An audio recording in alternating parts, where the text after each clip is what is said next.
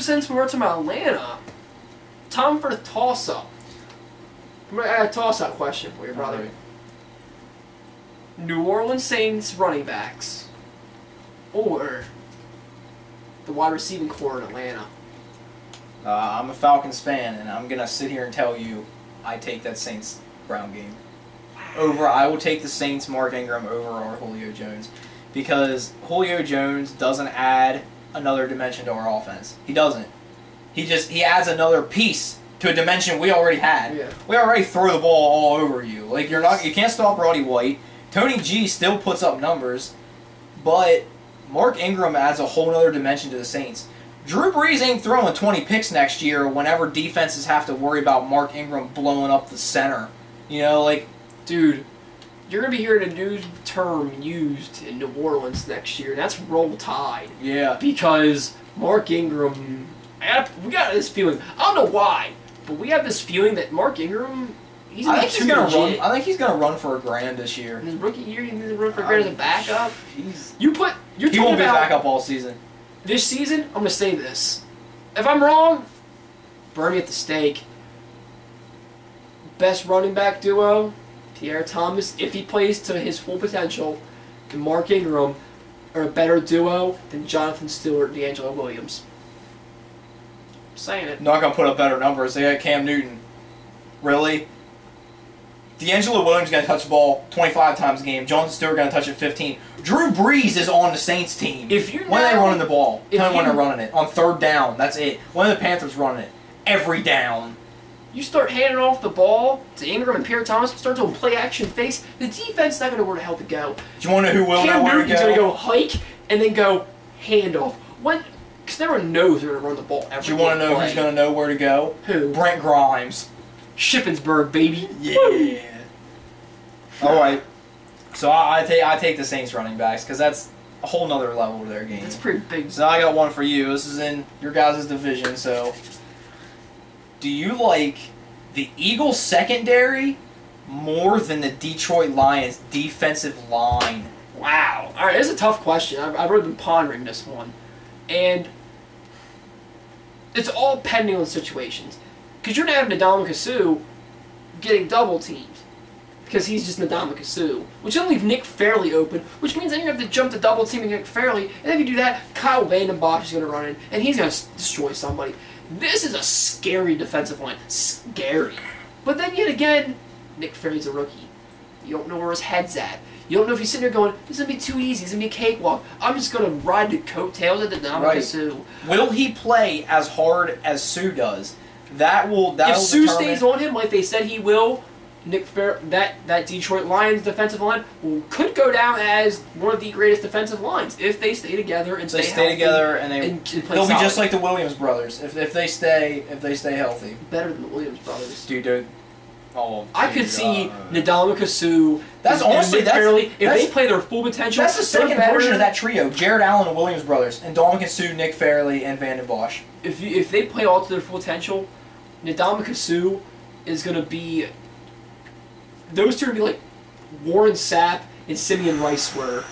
And I know Simeon Rice was defensive end. Okay, I get that. But Ndamukong Suh is a defensive tackle who plays like a defensive end. Now, Eagles secondary, I'm going to have to go with them. I'm not an Eagles fan. I'm not. I'm the biggest thing from it. But you can't deny Dominic Rodgers-Cromartie. You can't deny. Here, I'm saying it because I said he was overrated, and I'm not saying he's poo. Asante Samuel. He's there. Then you got Asamoah, who is the second best corner in football. Eagle fans, I know you disagree and you don't think Darrell Revis is. Asamoah and Revis are just like Brady and Manning. It's chocolate and vanilla. It's which one do you like better? This is true. As far as like ability, it's just like that. I mean, it's gonna be tougher because you're gonna have. Darrell Revis gets to play with Rex Ryan. Now, don't get me wrong, I think Rex Ryan is overrated. I think that he was always hands in teams. See, I think that he didn't need Rex Ryan. He got Rex Ryan after he was amazing. He's got Rex Ryan, but Asamoah has Rodgers-Cromartie. So like where Revis doesn't have as good of I don't think that Antonio Cromartie is as good as Dominic Rodgers-Cromartie. I don't think he's either. Where he doesn't have the coaching, he has a better sidekick. This is true. And if Asante Samuel stays, like, because that means, all right, say you wear out Asamoah, you wear him out, he needs to get a breather on the sidelines because you're playing in Philly, dude. Temperatures drop to like 10 degrees at like night games. Yeah. All right, like, oh yeah, Asamoah is off the field. They're gonna put a replacement in him because he needs to take a breath. Oh no, it's Dominic Rodgers-Cromartie. Oh no, it's Asante Samuel. Yeah. You know what you're gonna get. Yeah. And that's scary. That's scary. I mean, another reason I take them is they're veterans. Dominic Sue's only been there a couple years. Van de Bosch has only been with the Lions a couple years, and Nick Fairley's a rookie. I mean, I understand that this Eagles secondary was just put together too, but those guys been shutting people down for this Eagles years. team, this is one or gone. Everyone just like everyone signed because this is it. Yeah, everyone signed 1 year. And after deals. this happens, okay, Asamoah will stay, and I'll understand that. And Rodgers-Cromartie, he'll probably stay, and Vic will stay, but Deshaun Jackson is a holdout. Do you really think they can afford to keep Deshaun Jackson? You're paying Mike Vick $100 million? I'm telling you right now, this is what the Eagles think, and this is exactly what happened. There used to be a guy that was a really fast quarterback. His name was Randall Cunningham. He didn't win no Super Bowls, but damn was he exciting to watch. Wait a minute, I just had this epiphany. Who won a Super Bowl in Philly? No one. That's right. Because Jaws couldn't even get the job done. But they had this really fast, really exciting quarterback. Great to watch. Couldn't pass. Then he goes to Minnesota, where he has stars, and he dominates. And then guess what happens? He kind of falls off the face of the earth and he retires.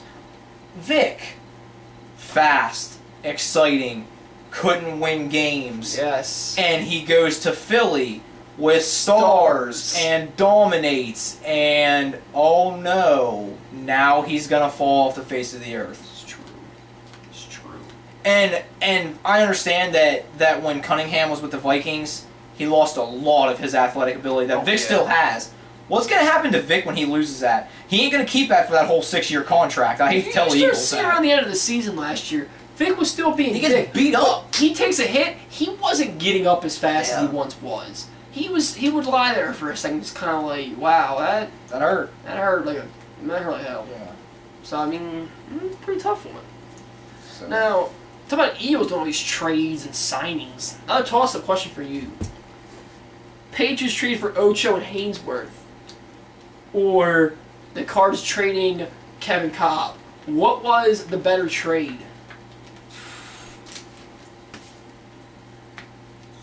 You gotta go with Hainsworth and Ochocinco because they're going to New England.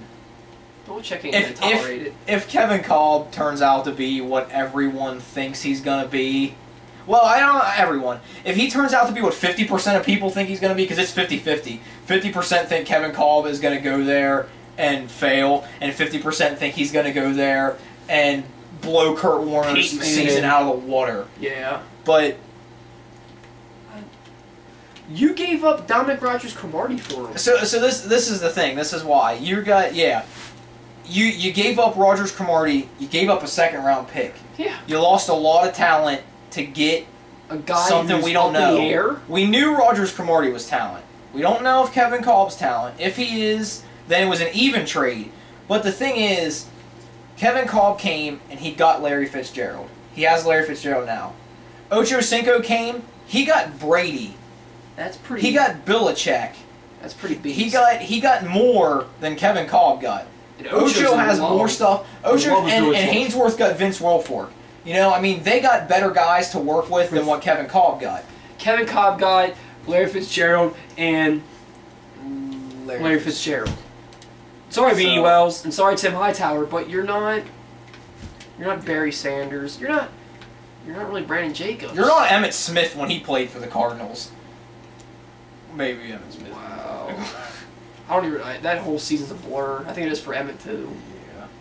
But I mean, so you could have had Dominic Rodgers-Cromartie and Patrick Peterson on each side of the field, and you don't get a quarterback. I understand why they did it, but could have signed somebody. I'd have signed McNabb.